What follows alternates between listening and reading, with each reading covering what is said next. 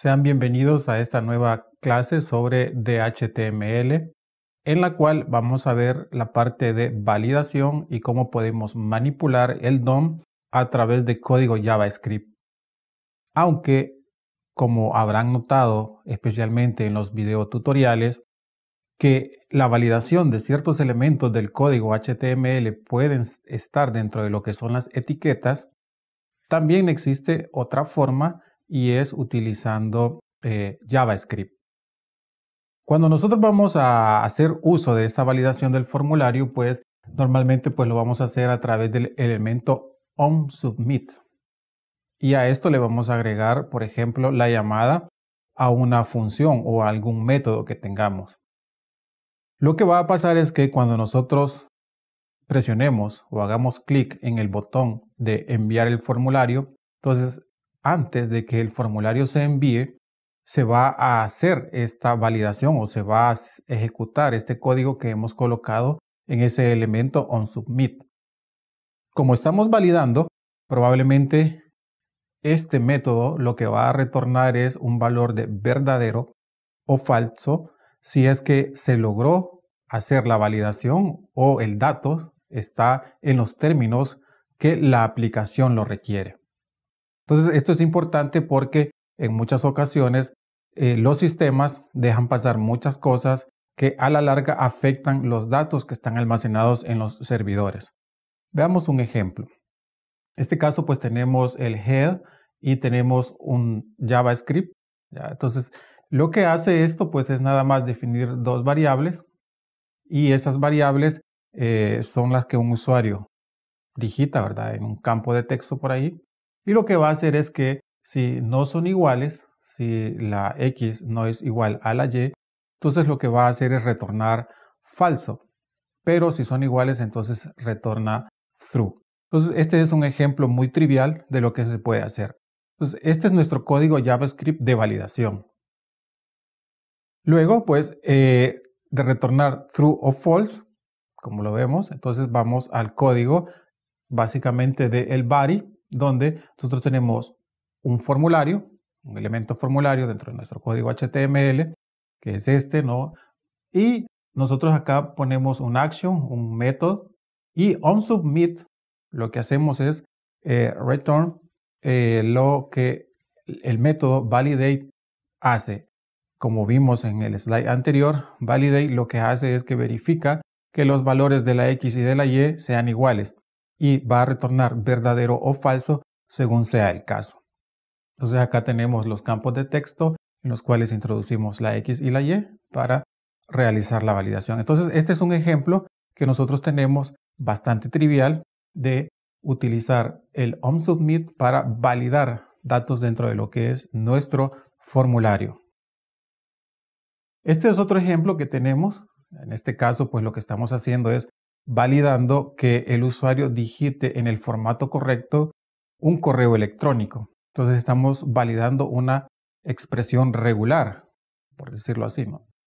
Otro caso podría ser el número de teléfono de los países de Centroamérica, por ejemplo, que cada uno pues tiene un prefijo y luego pues se compone de 7 u 8 valores numéricos. También podrá ser una expresión regular. En este caso lo que hacemos es validar que el formato del correo electrónico sea válido. Entonces lo que hacemos es esto, ¿no? En el form email, que es el campo que vamos a estar trabajando, ¿verdad?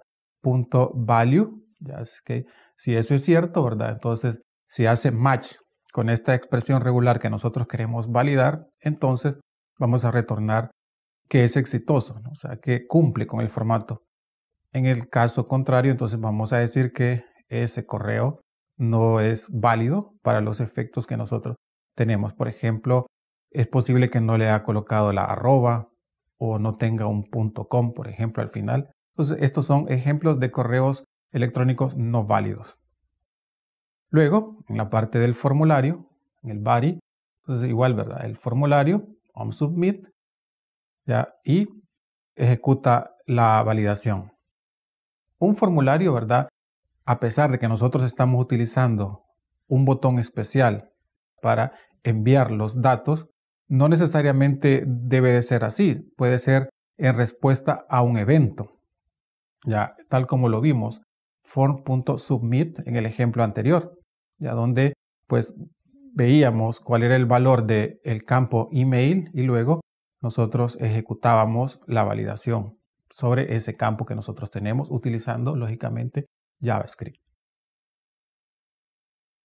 Un evento, clic, que es el más utilizado, ¿no?, dentro de lo que son los botones para enviar. Entonces, normalmente pues se puede colocar el atributo onClick. Cuando yo hago clic sobre el elemento, normalmente hemos dicho que es un botón, ¿verdad? Entonces, a este elemento es al cual nosotros le vamos a agregar esa funcionalidad. También, ¿verdad?, para efectos de usabilidad, nosotros podemos colocar, ¿verdad?, el estilo pointer, ya para el cursor, dentro de los elementos del CSS. O también lo podemos hacer mediante la parte de JavaScript. En CSS ya lo hemos visto cómo se hace, ¿verdad?, utilizando ciertas propiedades sobre el evento hover en el CSS para la parte del HTML. Entonces, alternativamente, ¿verdad?, podemos crear un href tal como lo hacemos con JavaScript, es decir, podemos tener un archivo de texto, lógicamente, ¿verdad?, .js, ya que es un JavaScript donde nosotros podemos contener todos los métodos o todas las funciones que nosotros necesitemos para utilizarlas dentro de lo que es nuestro sitio web. Por ejemplo, acá tenemos un flujo de eventos. Entonces tenemos función 1 hace la alerta 1, la función 2 alerta 2 y función 3 alerta 3. Y tenemos acá tres elementos. Vea, estos tres elementos tenemos un div, que si yo hago clic en el div se ejecuta el F1, ¿verdad? Si hago clic en el P, ya que es el párrafo, F2, y también tengo otro elemento, el elemento imagen. Ok, si hago clic sobre la imagen, pregunta cuál de todas estas funciones se van a ejecutar. La respuesta es, se van a ejecutar los tres, ¿ya? Y el orden de ejecución va a ser primero el de la imagen, luego el del párrafo y al final la parte del div, ¿ya? Porque es un contenedor que nosotros tenemos. Entonces habrá que tener cuidado en el lugar en el cual nosotros coloquemos la validación, ¿ya? Porque puede hacer que se ejecute una serie de métodos que en lugar de hacer rápido la carga de nuestro sistema HTML, pues lo puede hacer lento, no como en este caso, que al dar clic sobre la imagen, pues se van a ejecutar los tres métodos que ahí aparecen, ¿ya? Entonces habrá que tener cuidado con esta parte en la cual se hace esa ejecución. No es una ejecución arbitraria, sino que así está dado por el estándar del W3C. También es muy probable que, dependiendo del navegador que nosotros tengamos, pueda variar el orden de ejecución, pero el estándar en este caso sería esta la ejecución que nosotros esperaríamos. Veamos el DOM, ya hemos hablado un poco del DOM, ¿verdad? Entonces, cuando nosotros trabajamos el DOM, nosotros podemos agregar, quitar, modificar ciertos elementos HTML a través de la programación, ¿ya? JavaScript. Entonces, hay dos enfoques con los cuales nosotros lo podemos hacer. Manipulando el árbol directamente, ¿verdad? Y este es el estándar que se utiliza, ¿verdad? La especificación W3C, aunque hay muchos programadores que utilizan el atributo inner HTML. Este no es estándar, ¿ya? Más sin embargo, la mayoría de los navegadores soportan también este enfoque para poder manipular elementos dentro de lo que es el DOM. Vamos a ver un par de ejemplos sobre cada uno de ellos. Entonces, el DOM lo podemos modificar, ¿verdad? O manipular de manera explícita, creando nuevos nodos, ¿ya? Agregando más nodos de los que ya tenemos, ¿verdad? Y además podemos eliminar nodos dentro de lo que es la página HTML. Recordémonos que el DOM no es nada más que todos los elementos que puede contener una página HTML. También están estos métodos de el document, ya document.algo, ¿verdad? Entonces eso nos permite crear esa manipulación. Por ejemplo, podemos crear un atributo, podemos crear un texto, podemos crear una etiqueta, etcétera, ya a través de document, el elemento que nosotros queremos crear o manipular. Y además, ¿verdad? Utilizando un elemento específico con element.append, por ejemplo, ¿no? Child, en este caso, pues creamos un nuevo hijo, ¿verdad? De uno de los que ya tenemos ahí. Insert, before, remove y replace child también son otros de los elementos que nosotros podemos utilizar para manipular directamente el árbol del DOM. Recordémonos que es una estructura de árbol, ¿no? La que tenemos. Entonces, por eso es que se pueden agregar hijos o quitar hijos, ¿no? El principal, sabemos que es el HTML, ¿no? Que es en donde nosotros creamos cada uno de los elementos que podemos manipular. Ejemplo, tenemos ¿verdad? JavaScript que vamos a escribir, igual que como fuera un CSS dentro de lo que es el código HTML. Entonces tenemos esto, ¿verdad? Tenemos un div con un ID de 1, ¿verdad? Tenemos un párrafo, ya con un ID P1. Entonces este es nuestro segundo párrafo. Luego, pues tenemos un input type, ya en este caso, pues es un botón con un value, o sea, lo que ve el usuario, que es replace, ya, ok. Si se hace clic sobre este botón, entonces, ¿qué es lo que vamos a hacer? Entonces se va a ejecutar un método que se llama replace. ¿Y cuál es el elemento que va a llevar? Pues el objeto actual. This lo que representa es el objeto actual en el cual yo me encuentro. ¿Ya? Entonces, en este caso, el objeto actual es un botón. ¿Ya? Y como padre ya del botón tenemos que es el párrafo que nosotros tenemos, ¿no? Entonces, esto, ¿verdad? Es la función replace que nosotros tenemos, ¿verdad? ¿Qué es lo que hace? Pues entonces obtiene, ¿verdad? Esto ya lo hemos visto, los elementos por ID. Ya en este caso teníamos un D1 y un P1. Entonces lo que hacemos es crear un elemento, ya H1, y colocamos un encabezado, ¿no? Para ese H1 que nosotros acabamos de crear. Y lo creamos como un hijo, ¿ya? Y al final, pues vamos a reemplazarlo, ya, el nuevo, que es este encabezado que acabamos de poner, por el que teníamos anteriormente. Y vamos a deshabilitar el botón. Entonces, esto es lo que hace nuestra función, ya, de crear estos elementos mediante los getElement, ya que ya lo hemos visto. Acá creamos este otro elemento, H1. Colocamos el encabezado, el texto que va a llevar ese H1. Creamos básicamente el objeto. Luego lo reemplazamos y deshabilitamos. Ok, y luego el que no es estándar, el inner HTML, ¿verdad? Entonces, este permite de una manera parecida manipular estos elementos que pertenecen al DOM. Recordémonos que esto no es un estándar del W3C, ya tal como lo es la manipulación del árbol a través de código JavaScript. Entonces, la sintaxis es element.innerHTML, el nuevo elemento que nosotros queremos insertar, ¿no?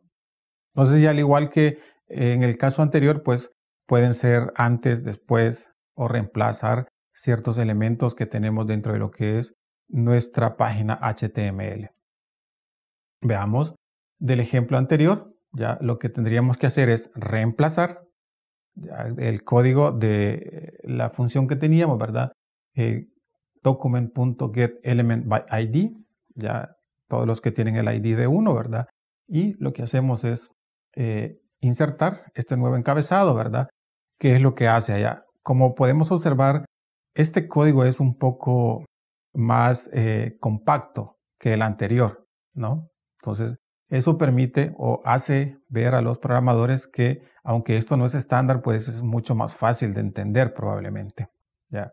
Entonces ya tenemos la inserción, ¿verdad? Mucho más sencillo que cómo manipulamos la parte del DOM utilizando JavaScript, ¿ya?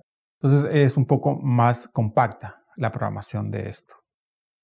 También existe un objeto, ¿verdad?, llamado Windows, ya que se llama de esa manera Windows, ya, y nosotros podemos hacer referencia como un elemento HTML de nuestra página web, ¿verdad?